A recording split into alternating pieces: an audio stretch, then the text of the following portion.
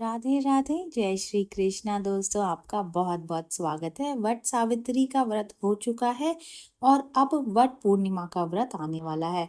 तो जान लीजिए कि वट पूर्णिमा का व्रत आखिर कब रखा जाएगा, क्या है पूजा का मुहूर्त और पूजन विधि क्या है। तो ये सारी बातें जानने के लिए वीडियो के अंत तक जरूर से बने रहिएगा।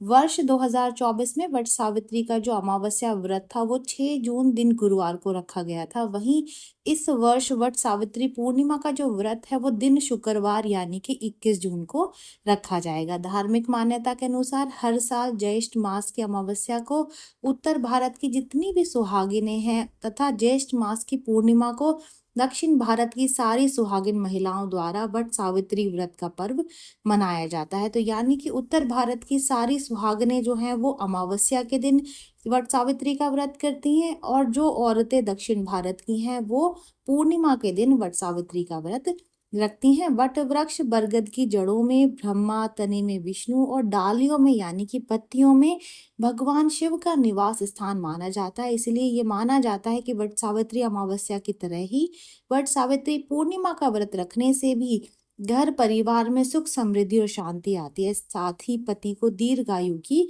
प्राप्ति होती है। इस व्रत के संबंध में ये भी मान्यता है कि वट वृक्ष के नीचे बैठकर ही सावित्री ने अपनी पति सत्यवान को दोबारा से जीवित कर लिया था। तो चलिए जान लेते हैं कि 2024 में वट सावित्री पूर्णिमा व्रत पर पूजा का शुभ मुहूर्त क्या है, पूजा की विधि क्या है। तो चलिए सबसे पहले मुहूर्त जान लेते हैं। तो ज्येष्ठ शुक्ल पूर्णिमा का जो आरंभ है वो 21 जून 2024 दिन शुक्रवार सुबह के 7:31 से हो जाएगा और पूर्णिमा का समापन 22 जून शनिवार को सुबह 6:37 पर होगा।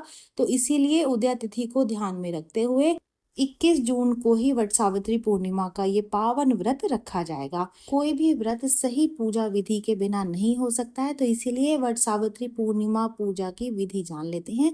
वट सावित्री पूर्णिमा के दिन ये व्रत 3 दिन पहले से शुरू हो जाएगा, इसलिए दिन भर व्रत रख करके औरतें शाम को भोजन ग्रहण करती हैं। वट सावित्री पूर्णिमा के दिन सुबह स्नान करके साफ कपड़े और आभूषण पहने। वट पूर्णिमा व्रत के दिन वट वृक्ष के नीचे अच्छी तरह से सफाई कर ले। वट वृक्ष के नीचे सत्यवान और सावित्री की मूर्ति स्थापित कर ले। मूर्ति ना हो तो आप उनका चित्र भी रख सकते हैं और उनको लाल वस्त्र चढ़ाएं। बांस की टोकरी में 7 तरीके के अनाज रखें और कपड़े के 2 टुकड़ों से उसे ढक दें।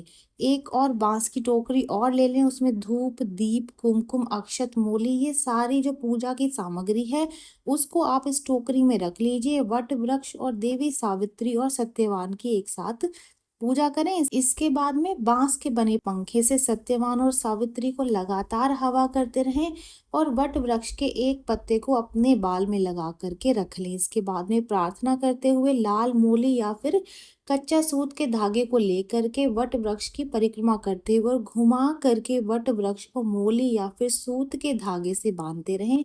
ऐसा आपको परिक्रमा करते हुए 7 बार करना है, यानी कि 7 बार आपको वट वृक्ष की परिक्रमा करते हुए 7 बार ही जो कच्चा सूत है या फिर मूली है, जो भी आपको आसानी से मिल जाए, उसको 7 बार वट वृक्ष के चारों तरफ लपेटना है और यथाशक्ति आप जो है इसको 5, 11, 21, 51 या फिर 108 बार आप परिक्रमा कर सकते हैं। इसके बाद में सावित्री सत्यवान की कथा या तो सुन लें या फिर स्वयं भी आप इसको पढ़ सकते हैं। कथा पढ़ने से मनवांछित फल की प्राप्ति होती है। इसके बाद में घर आकर जिस पंखे से आपने सावित्री सत्यवान को हवा की थी उसी पंखे से अपने पति को भी हवा करें, साथ ही आशीर्वाद लें। शाम के वक्त एक बार मीठा भोजन करें और अपने पति की लंबी आयु के लिए प्रार्थना करें। ये जानकारी यहीं तक ही। उम्मीद है दी गई जानकारी आपके काम आएगी और आप इसका लाभ उठाएंगे। जो लोग वीडियो देख रहे हैं वीडियो को लाइक कर दीजिए, चैनल को सब्सक्राइब कर दें, नोटिफिकेशन बेल को दबाना बिल्कुल भी ना भूलें, क्योंकि यहाँ पर